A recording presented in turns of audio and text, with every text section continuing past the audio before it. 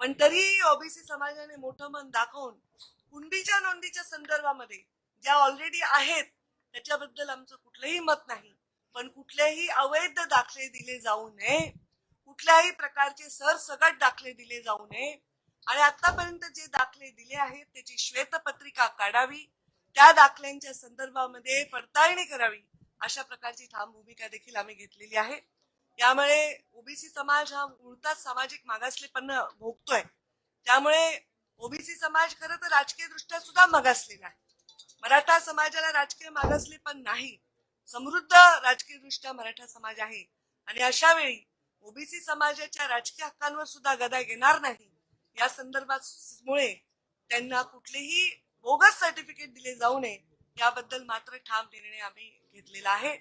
बाकी कोणताही समाज आर्थिक मागासलेला असेल, कोणताही समाज शैक्षणिक दृष्ट्या मागासलेला असेल, त्यात मराठा समाज प्राधान्याने असेल, त्याच्याबद्दलच्या त्यांच्या शैक्षणिक आणि त्यांच्या नोकऱ्यांमधल्या आरक्षणाबद्दल कधीही विरोध आम्ही केलेला नाही. पण नक्कीच सर्टिफिकेट जे आहेत ते सरसकट देण्याबद्दल आमची भूमिका ठाम आहे.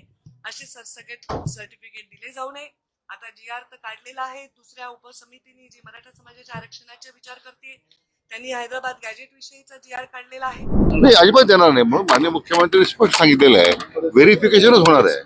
त्याच्यामध्ये जे आपण हे जे निकष दिलेले आहेत निकषाची पूर्तता करूनच होणार आहे. शेवटी उद्या त्यामुळं कोणाला चुकीचे किंवा खोटे प्रमाणपत्र मिळतील असं अजिबात होणार नाही. मी त्यांना आश्वासित करू इच्छितो.